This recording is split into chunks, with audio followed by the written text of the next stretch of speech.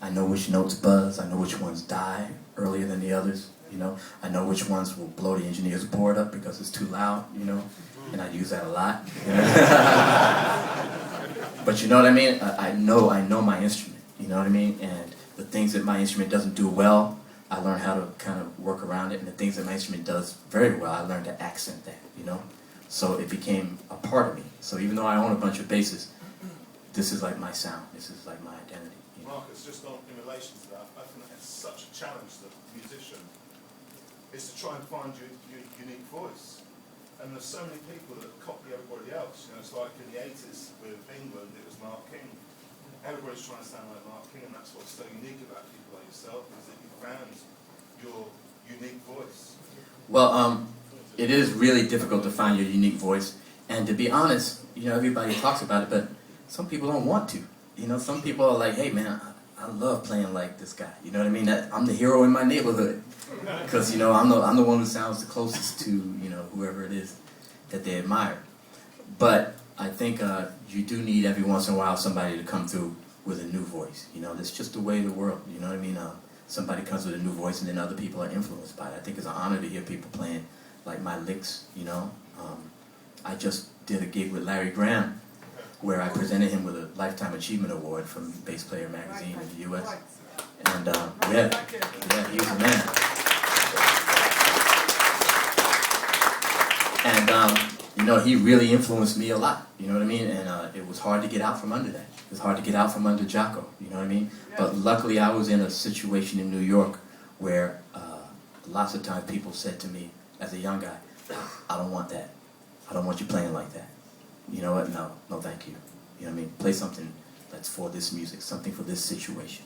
And that's what happened to me. I was in so many situations where playing like my heroes wasn't appropriate that I ended up finding something else. And I didn't even take it seriously. I just said, well, I'll play like this until I can get on the gig where I can play like Jocko again, you know?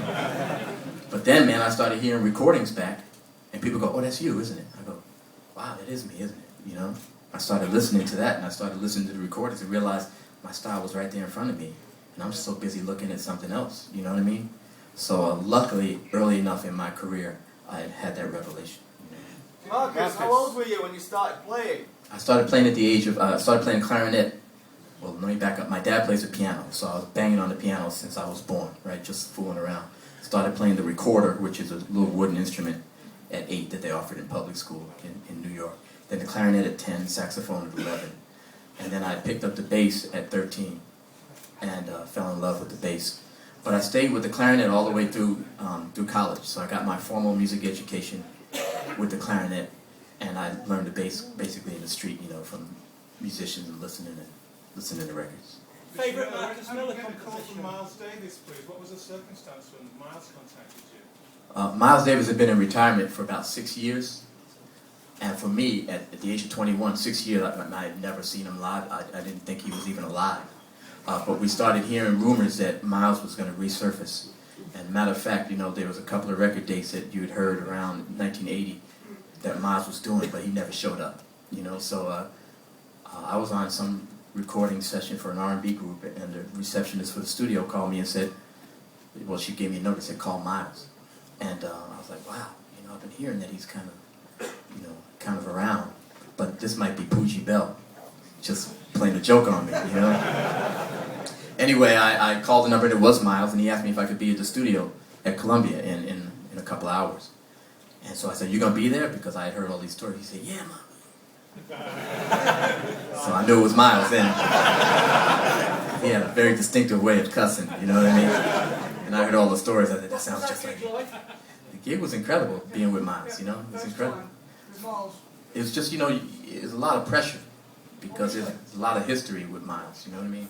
So you really wanted to be your best, and you didn't want to waste that opportunity. Getting back to your point, you don't want to waste that opportunity sounding like somebody else. You know, I'm playing with Miles, and I'm going to play what? Jocko Pastorius licks? Hell no, you know? I'm going to find something that made you dig deep. Miles made you dig deep because you felt like it was so important, you know? He didn't give you a lot of direction. Did it make you comfortable on the gig? Miles' job was not to make you comfortable on the gig. You were responsible for your own comfort.